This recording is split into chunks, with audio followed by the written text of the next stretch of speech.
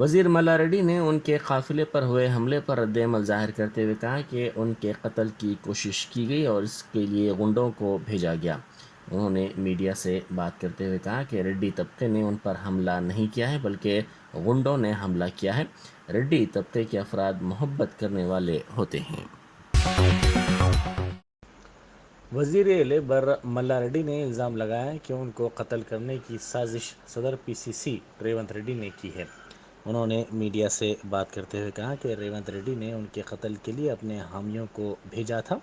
वज़ीर मौसूफ ने कहा कि रेड्डी तबके के लिए चंद्रशेखर राव ज़ेर क़यादत रियासती हुकूमत के इक़दामात काबिल सताइश हैं। यही बात उन्होंने जलसे में कही थी। वज़ीर मौसूफ ने इल्ज़ाम लगाया कि उनको 8 साल से ब्लैकमेल करने की कोशिशें की जा रही हैं। उन्होंने कहा कि रेवंत रेड्डी की मुजरिमाना सरगर्मियों की जांच करवाते हुए उनको जेल भेजा जाएगा। उन्होंने साथ ही कहा कि उन पर हमले में मुलविस अफराद के खिलाफ पुलिस से शिकायत की गई है। द्रोणाचार्य अवार्ड याफ्ता एशिया के बेस्ट कोच मोहम्मद इलियास बाबर के साथ शदीद नाइंसाफ़ी हो रही है, जिन्होंने हिंदुस्तान के लिए 117 इंटरनेशनल मेडल्स, 6 अर्जुन अवार्ड याफ्ता तलबा, 17 एशियन गोल्ड मेडल तलबा को तरबियत देने का काम किया है। उनकी 82 साला बीवी दफातर के चक्कर लगाने पर मजबूर हैं। इस सिलसिले में रंगारेड्डी जॉइंट कलेक्टर ने तयख़ुन दिया कि वो इस मामले को आगे बढ़ाएंगे। इलियास बाबर किराए के मकान में रहने के लिए मजबूर हैं। उनके ख़ानदान की माली मदद और उन्हें अराज़ी देने का मुतालबा किया गया। मैं आज यहाँ पर रंगारेड्डी जॉइंट कलेक्टर साहब से मुलाकात किया, तिरुपति राव साहब से, और उसके साथ साथ सेक्शन ऑफिसर नागया साहब जो इस डिपार्टमेंट के सुपरिटेंडेंट हैं, उनसे मुलाकात किया, क्योंकि 2006 से मोहम्मद इलियास बाबर साहब के साथ नाइंसाफ़ी हो रही है, जो हिंदुस्तान के स्टार कोच थे, जिनकी कोचिंग में 7 एथलीट्स को अर्जुन अवार्ड मिला, और उसके साथ साथ 117 इंडिया को मेडल्स मिले। एशियन गेम्स में 17 गोल्ड मेडल मिले, एशियन गेम्स और ट्रैक एंड फील्ड के अंदर। ऐसे कोच के साथ आज तक नाइंसाफ़ी हो रही है, जबकि दिल्ली के अंदर मोहम्मद इलियास बाबर स्टेडियम है, लेकिन तेलंगाना के अंदर आज उनके साथ नाइंसाफ़ी हो रही है। इस हसना में यहाँ पर आके मुलाकात किया मैं यहाँ के जॉइंट कलेक्टर साहब से, तो उन्होंने तयख़ुन दिया कि हम इस फाइल, जबकि फ़ाइल में पेपर्स ही नहीं है, कचरा कुंडी में डाल दी गई फाइल। एक हिंदुस्तान के स्टार कोच के साथ इस तरह का मामला हो रहा है, जो किराए के घर में रहते हैं। केसीआर साहब, आप इस स्टेट के चीफ मिनिस्टर हो, मैं आपसे सवाल कर रहा हूँ, रिक्वेस्ट कर रहा हूँ, आप वो तो एक हकदार का हक नहीं दिला रहे, तो कहाँ से गोल्डन तेलंगाना बनेगा बताइए।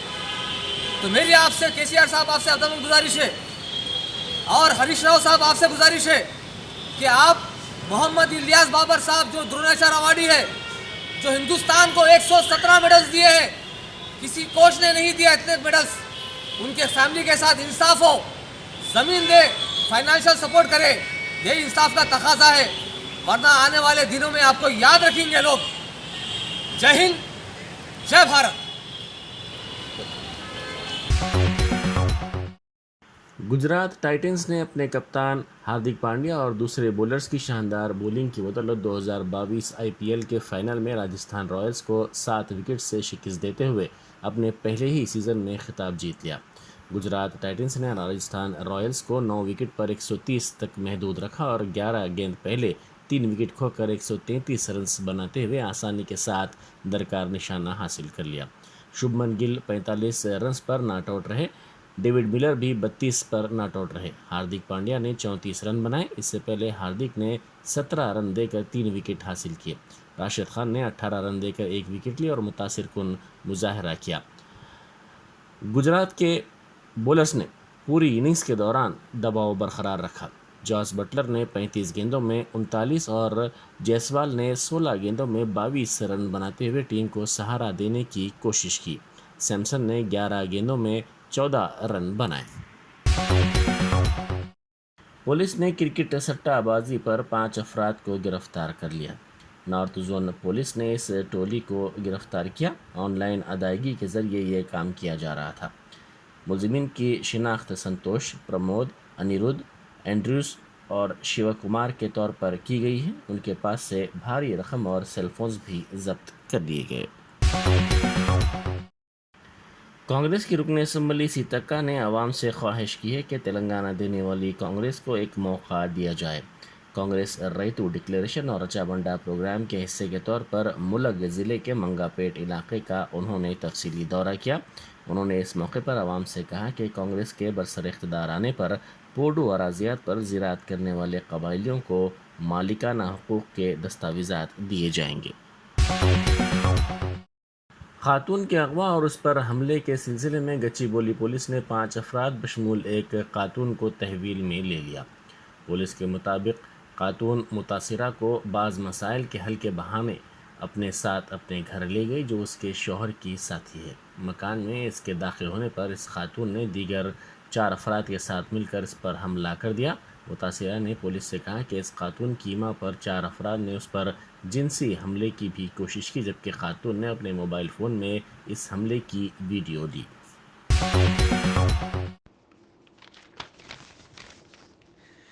रियासती चीफ मिनिस्टर के चंद्रशेखर राव की दुख्तर और एमएलसी की कविता ने मरकजी हुकूमत पर तनकीद की और कहा कि वज़ीर-ए-आज़म नरेंद्र मोदी गुज़श्ता 8 साल के दौरान आवाम से किए गए अपने वादों को पूरा करने में नाकाम हो चुके हैं। एक ट्वीट में उन्होंने वज़ीर-ए-आज़म से 8 सवाल पूछे हैं और उनके जवाब तलब किए। कविता ने पूछा कि ख़वातीन को बाख्तियार बनाने की बात करने वाले वज़ीर-ए-आज़म ने अब तक ख़वातीन के तहफ़्फ़ुज़ात से मुताल्लिक़ बिल को क्यों मंजूर नहीं करवाया।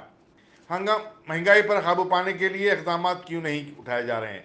पेट्रोल और डीजल की कीमतों के अलावा पकवान गैस की कीमतों में लगातार इजाफा हो रहा है। तेलंगाना के साथ भी नाइंसाफ़ी का सिलसिला जारी है।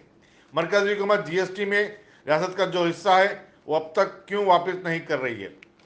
अच्छे दिन कब आएंगे और महंगाई से भारत कब मुक्त होगा।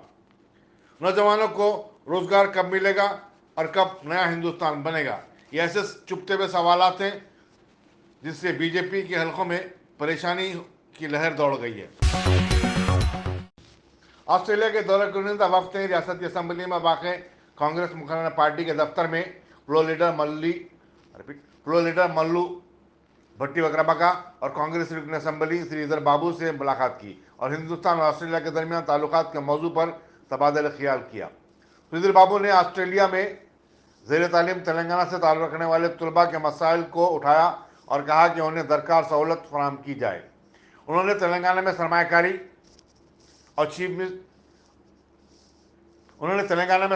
और सनतों के क़याम की ख्वाहिश की। ये बहुत general secretary south Indian council of Australia सारा करल्यू, वाइस काउंसलर स्वामिल माइस और एग्जीक्यूटिव ऑफिसर उमा पर मुश्तमिल था। मजलिस असम्बली मौजम खान ने बहादुरपुरा नाले की तामीर के जारी काम का मुआयना किया।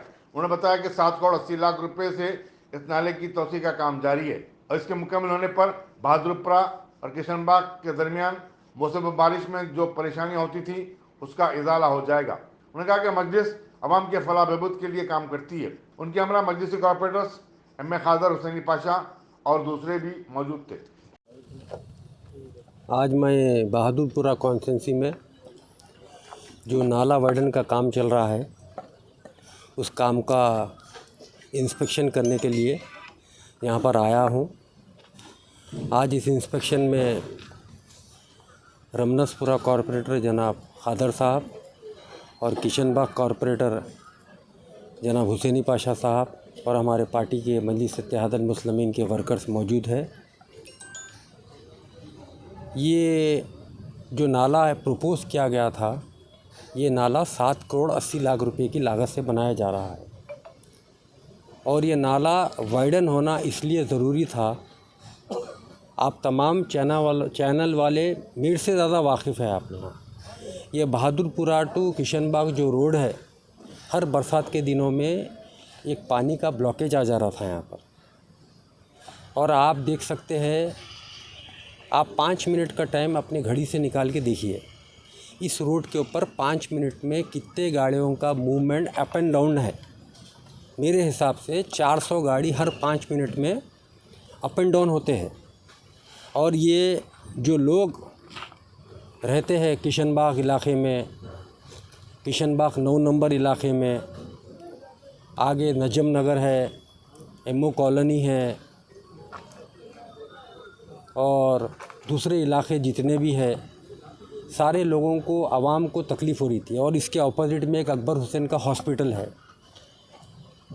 इतना अफसोस होता था अकबर हुसैन हॉस्पिटल में पानी के दिनों में जाकर देखे तो पेशेंट्स परेशान रहते थे, पूरा दवाखाना पानी से भर जाता था। ये बॉटल नेक है, ये किशनबाग का जो नाला है, यहाँ पर जो किशनबाग नाले में पानी आ रहा है ये तकरीबन नवाब साहब कुंटा, मुस्तफ़ा नगर और ऊपर आगे राजेंद्र नगर कॉन्स्टिट्यूंसी से आ रहा है पानी का फ़्लो यहाँ आकर अटक रहा था, यहाँ पर आके टी बन गया था। इस नाले को वाइडन होना ज़रूरी था। मजलिस इत्तेहादुल मुस्लिमीन हमेशा आवाम की सहूलत चाहती है, आवाम के लिए काम करती है। मजलिस इत्तेहादुल मुस्लिमीन के जो मुखालिफिन हैं, अब नहीं, शुरू से मजलिस इत्तेहादुल मुस्लिमीन के हर काम पे मुखालिफत करते हैं, मगर मजलिस इत्तेहादुल मुस्लिमीन कभी भी उस मुखालिफत को बगैर देखे डेवलपमेंट का काम की है। और उसी डेवलपमेंट के तहत ये नाले का वाइडन होना ज़रूरी था। नाला वाइडन हो रहा है और इंशाअल्लाह ताला जब ये नाला वाइडन हो जाएगा, आज जो तनखीर कर रहे हैं वो लोग हमें बाद में वही लोग कहेंगे कि अच्छा काम हुआ है। ये मजलिस इत्तेहादुल मुस्लिमीन आगे का सोच कर काम करती है और हमेशा मजलिस इत्तेहादुल मुस्लिमीन आवाम की सहूलत के लिए, आवाम के तकलीफ़ दूर करने के लिए काम करती है। नाला बराबर वाइडन हो रहा है, काम बराबर चल रहा है। इंशाअल्लाह ताला मैं भी आते जाते रहूँगा, काम को नज़र देखते रहूँगा और जितना हो सके जल्द से जल्द इस नाले की तामीर का काम हम कराने की कोशिश करेंगे।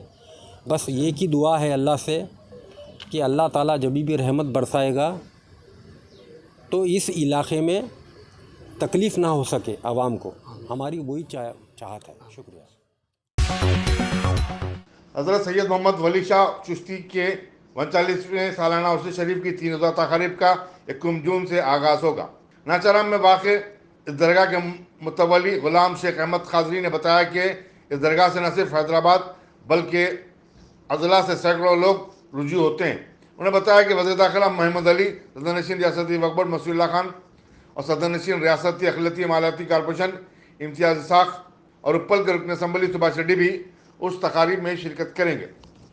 मेरा नाम शेख अहमद ख़ादरी है। मुतवल्ली दरगाह हज़रत सैयद मोहम्मद शाह वली बाबा नगर नाचाराम बामंदूरा वक्फ बोर्ड सालाना उर्स शरीफ 1 जून को है। ज़ीक़दा की पहली तारीख़ अरबी सालाना उर्स शरीफ है और आवाम जो है हर साल फैज़ के लिए आती है, फैज़ पाती है, जाती है।